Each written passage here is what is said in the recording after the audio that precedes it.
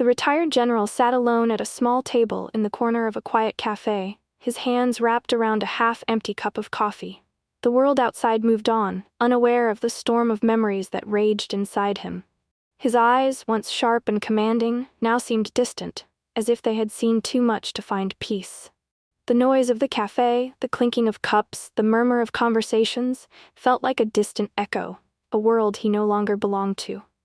The general had once been a pillar of strength, a leader who had given orders and received respect. But now, in his retirement, there was no one to command, no one to rely on. He found himself trapped in a life that no longer had meaning, the silence of his solitude weighing heavily on him. The faces around him seemed foreign, their lives moving forward in ways that felt unreachable. His past was a heavy cloak he couldn't shake off. He had led men into battle, made decisions that shaped the course of history. But those days were gone now, replaced by long hours of reflection and regret. The memories of war, the faces of comrades lost, haunted him like ghosts. He had no answers, no one to share his pain with, only the quiet clatter of the cafe and the faint echoes of his past. As the general sat there, the warmth of the coffee did little to ease the chill that settled deep within him. His gaze drifted out the window, where the world carried on as it always had. People walked by, lost in their own lives, their own troubles. To them, he was just another man sitting alone. But inside, he was fighting a battle no one could see. His mind wandered back to the days when he wore the uniform, when he had a purpose that was clear and undeniable. The battles, the orders, the weight of decisions that could mean life or death. They had once filled him with a sense of importance, of control. Each mission was a step forward, each victory a reminder that his actions mattered. But now, those days seemed like distant dreams, fading with the years. The faces of the men he had led flashed before him. Some of them had been with him through everything, through the fire, the mud, the pain. He could still hear their voices, their laughter during rare moments of peace, their calls in the heat of battle. They were gone now, lost to the cruelty of war. And with their loss, something inside him had died too. The general clenched his fist around the cup, the heat from the coffee seeping into his skin, but it couldn't fill the emptiness inside him. The world had moved on, but he hadn't. He didn't know where he fit anymore. The purpose he had once felt in serving his country had vanished, leaving only a quiet, relentless ache. What was he now? A man who had spent so many years leading others, now reduced to a solitary figure in a cafe. The regrets piled up in his chest, decisions he wished he could take back, moments where he hadn't been enough, lives he hadn't saved. The silence around him pressed in, and he longed for the sound of something meaningful, something that would remind him of who he had been. But it was gone, and in its place was an overwhelming sense of loss. The general's gaze remained fixed on the table, his thoughts swirling like the steam rising from his coffee. The world around him continued its dance, but he was a ghost within it, disconnected and adrift. He didn't notice at first, but then he felt it. A presence. Someone had sat down across from him, though the cafe was nearly empty. When he glanced up, he met the eyes of a woman in her mid-30s. She wasn't particularly striking, but there was something about her, a quiet intensity that seemed to pull at him, a weight that mirrored his own. Their eyes met for just a moment, but he quickly looked away, not wanting to make eye contact, afraid that she might see something in him that he wasn't ready to confront. For a few moments, the cafe's soft hum of conversation continued, but he couldn't shake the feeling that she was still watching him. The woman sat across from him, lost in her own thoughts, as if she, too, was trapped in some kind of reflection. Her hands gently wrapped around her own cup of coffee, but her mind seemed far away. The general couldn't help but wonder what brought her here, what silent battle she was fighting in her own mind. And then, without warning, she spoke. "Are you all right?" Her voice was soft, yet there was an undeniable sincerity in it. The general stiffened, caught off guard by her sudden question. His first instinct was to brush her off, to shut her out. But something about the way she said it, the unspoken understanding in her eyes, made him hesitate. "I'm fine," he muttered, though he wasn't sure if he was trying to convince her or himself. She didn't respond immediately, but there was a quiet weight in the air between them, an unspoken connection that seemed to draw him in. It wasn't pity in her gaze, nor was it sympathy.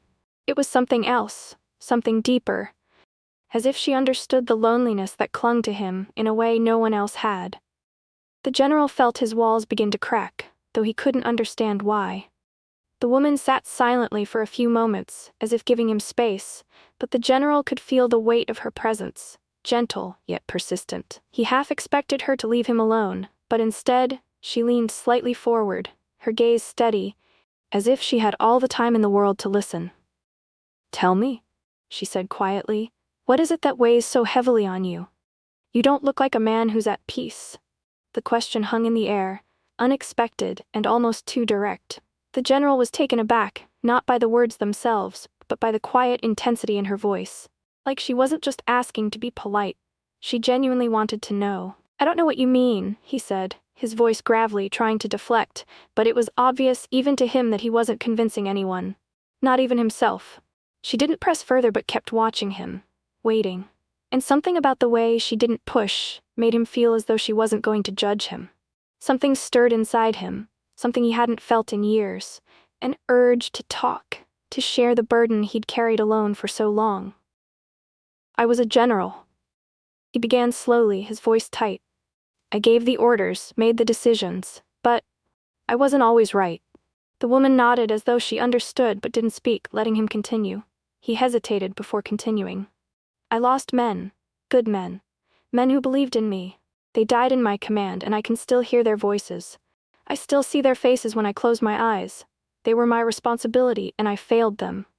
His voice cracked, and for the first time in years, he felt the tightness in his chest become unbearable. "I could have done more. I should have done more." The words spilled out before he could stop them, his walls breaking apart like brittle stone. The woman sat quietly, her expression unreadable. But she didn't look away. After a moment, she reached for her coffee and took a sip, as if considering what to say next. When she spoke, her voice was soft but steady. "I know what it's like to carry that weight," she said, her eyes gentle. "I lost someone too, my brother. He went off to war, came back, but not the way he left. He never came back to me, not really. The war, it broke him." The general's breath caught. He had expected her to offer words of comfort, but instead she shared something raw, something that echoed his own grief. "We both lost something," she continued, her voice shaking slightly. "I lost him, and you lost your men, and we both carry that every day." For a long moment, neither of them spoke. The connection between them deepened, a silent understanding growing between them like the soft pulse of a shared heartbeat. Their emotions were no longer strangers.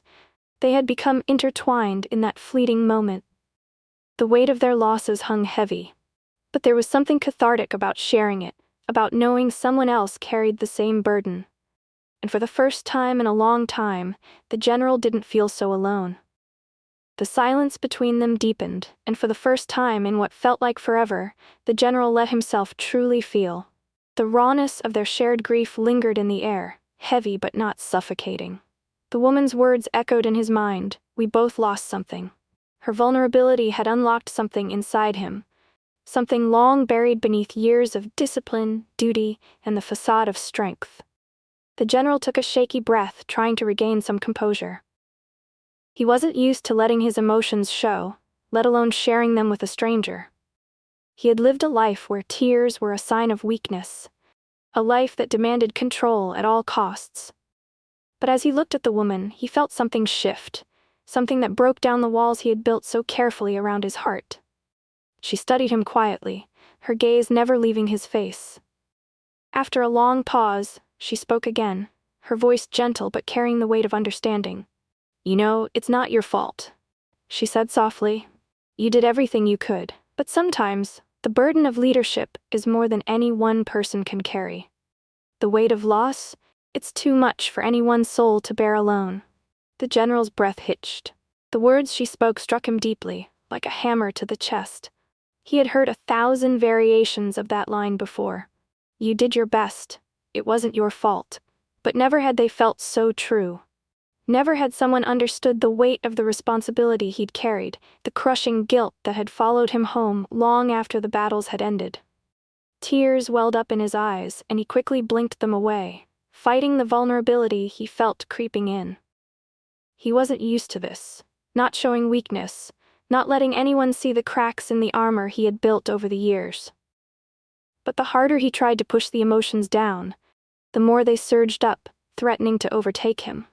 It was as if, for the first time in so long, all the grief, the loneliness, the guilt, and the weight of everything he had carried in silence was rising to the surface. His hand trembled as he placed it on the table, his fingers cold against the smooth surface. He tried to steady himself, but the words, the truth, had already begun to slip out. "I'm so alone," he whispered, his voice hoarse, more to himself than to her. It felt like a confession, something he had never allowed himself to say aloud. The vulnerability was raw, painful, and it cracked his voice as he spoke again. "I thought if I could just keep going, keep pushing through, it would get better. But it hasn't. I'm lost." The words hung in the air, heavy and fragile. It was the first time in years that he had said them, admitted the depth of his isolation. He had always prided himself on strength, on resilience. But now, in this quiet cafe, in the presence of this woman who somehow understood, all of that felt meaningless. His body shook with the weight of everything he had never said before. The tears finally came, slowly at first, then uncontrollably. He didn't try to stop them, no longer able to hold the flood back. He let them fall, each tear a release, a crack in the wall he had kept so carefully constructed for years. For the first time he allowed himself to grieve, to feel the loss of everything he had lost, to mourn for the men who would never come home, for the family he could no longer reach, and for the man he had become, so far removed from the purpose he once had. The woman didn't speak. She didn't offer comforting words or try to fix anything. Instead, she simply reached across the table, her hand warm and steady as it gently placed itself on his. The touch wasn't invasive or pitying. It was simply there, an unspoken acknowledgement of his pain, a silent promise that he wasn't alone in that moment. In that quiet exchange, something inside the general shifted, as if the dam he had built around his emotions had finally broken. For so long, he had held everything in, burying his grief beneath layers of duty and pride. But now, with her hand resting on his, he felt the release, the flood of emotions that had been trapped for so long finally pouring out. It wasn't just the tears. It was the letting go of the years of bottled-up sorrow, the weight of loss, the constant fear that he had failed those who depended on him. And in that moment, surrounded by the rawness of his grief, the general felt a small but significant change. It wasn't healing, not yet, but it was a step, a breaking of the chains that had kept him bound to his past. The cafe, once a place where the general sat in isolation, had slowly transformed into something more. A quiet sanctuary, if only for a brief moment. It was as if the walls of the small room had absorbed the pain and silence they shared.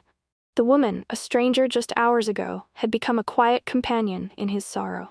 Together, they had allowed their grief to fill the air, but rather than suffocate them, it seemed to lift. If only a little. By acknowledging their pain, they had somehow eased the burden each had carried for so long. It was strange how two people, unfamiliar to each other, could find such a deep understanding, without even trying. When the woman stood up to leave, the general felt an unexpected pang in his chest. It wasn't the heavy ache he had grown accustomed to over the years, the one that came with loneliness and regret. It was different. A quiet, almost peaceful sorrow, like a chapter ending that he didn't want to close. He realized then how rare this encounter had been. She hadn't offered him simple platitudes or empty comfort. Instead, her presence had given him permission to open up, to let go of some of the things he had buried so deep inside. The weight he had carried for so long seemed a little less crushing. As she smiled at him with a knowing, gentle expression, their eyes locked for a moment. Without a word, she turned to leave, and just like that, the connection they had shared slipped away, leaving him with nothing but his thoughts. The cafe felt quieter now, the hum of life outside the windows louder than ever. But the general didn't feel the same suffocating silence he had once known. Instead, there was a strange peace that settled over him. A peace born from the shared vulnerability of their conversation. He stayed seated, staring out the window as the world continued to move around him. People walked by, absorbed in their own lives, but somehow the pace of life didn't feel so distant anymore. His past still lingered, the faces of the men he had lost, the choices he wished he could have made differently. But for the first time, the weight didn't feel unbearable. It was still there, but it didn't threaten to pull him under. He knew his road wouldn't be simple. The scars of war and loss weren't something that could be easily erased, no matter how many years passed. But as he watched the people outside, as he saw the small moments of connection between strangers, something within him stirred, a small flickering spark of hope. It was fragile, but it was there. Maybe, just maybe, he could find a way to move forward. Maybe the world wasn't done with him yet. There was a place for him still, a place where he could heal, and perhaps, just perhaps, make peace with the man he had been, and the man he still could be. Thank you so much for watching this story. If it touched your heart or made you reflect, don't forget to give us a like and leave a comment below. We'd love to hear your thoughts.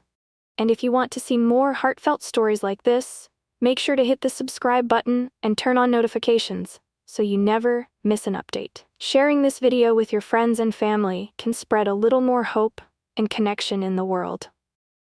Thanks again for being part of this journey with us.